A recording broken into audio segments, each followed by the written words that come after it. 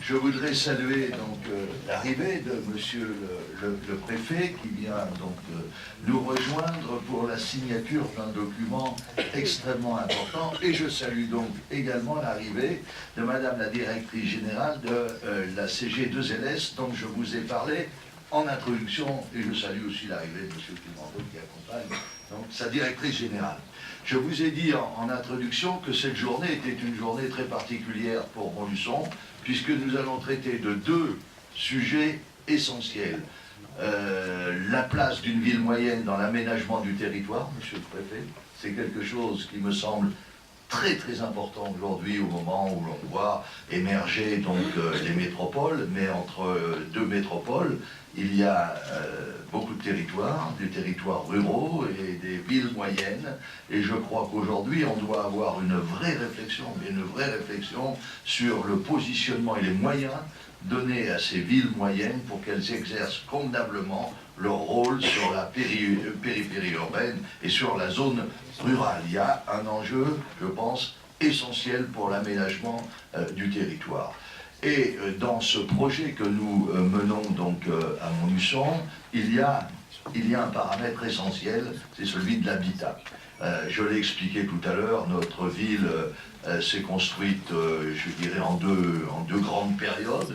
Il y a toute la période médiévale avec tout le charme que ça peut comporter, la vieille ville avec ses remparts, ses portes, Et puis il y a eu le Montluçon de l'ère industrielle, avec une explosion d'ailleurs de Montluçon à l'ère industrielle, avec des grandes entreprises qui se sont développées comme des champignons, et un urbanisme qui n'a peut-être pas été suffisamment bien contrôlé à l'époque, et toute la rive gauche justement nous pose un véritable problème d'aménagement. Et donc tout l'enjeu aujourd'hui, c'est d'avoir une réflexion globale sur l'aménagement donc de cette rive gauche du Cher, et en même temps une réflexion sur l'habitat social dans notre bassin montluçonnais, puisque comme on s'est développé très vite, eh bien les choses se sont faites parfois de manière un peu mécanique, sans véritable réflexion.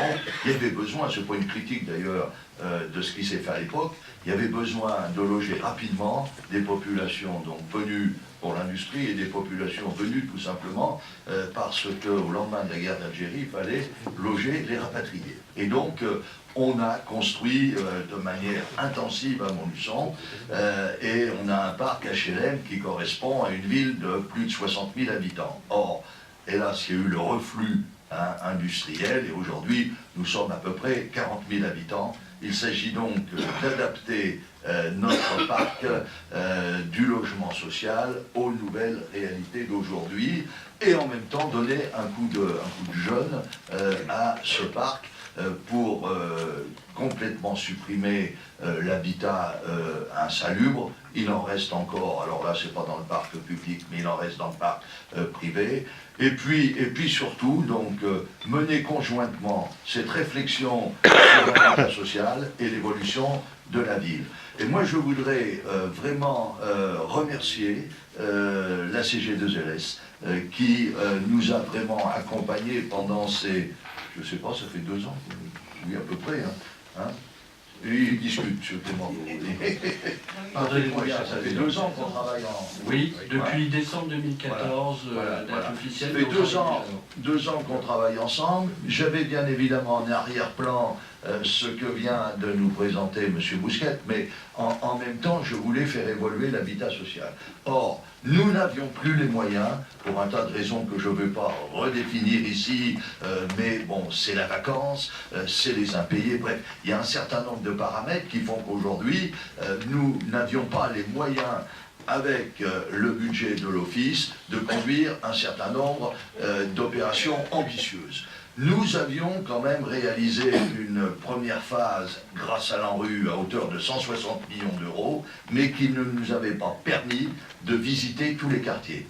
Et nous avions véritablement besoin de cette ressucée à hauteur de 30 millions d'euros pour financer finaliser le travail et faire en sorte qu'on présente à nos concitoyens un habitat social digne du 21e siècle. Voilà. Et donc, moi, je voudrais vraiment remercier l'État, les services de l'État qui ont travaillé avec nous, monsieur le préfet, hein, et puis remercier la CG2LS et sa directrice générale, qui ont su nous comprendre. Le dialogue a été long, hein, mais vous avez bien compris nos problématiques de secteurs extrêmement détendus. D'ailleurs, je sais que nous ne sommes pas les seuls dans le pays, hein, mais nous présentons quand même cette caractéristique d'avoir un secteur particulièrement détendu. Vous avez bien voulu l'intégrer dans notre négociation, et aujourd'hui, eh bien, je suis alors vraiment très très heureux que nous puissions donc ensemble signer ce protocole qui nous apporte les quelques 30 millions d'euros qui nous faisaient défaut pour finir de visiter notre parc HLM et conduire les opérations en même temps nécessaires à la restructuration de la ville, avec des démolitions de bars, de tours, hein, avec de l'aération de certains quartiers. Et je crois que grâce à ce que nous allons signer là, eh bien, nous aurons enfin la capacité d'intervenir efficacement. Voilà.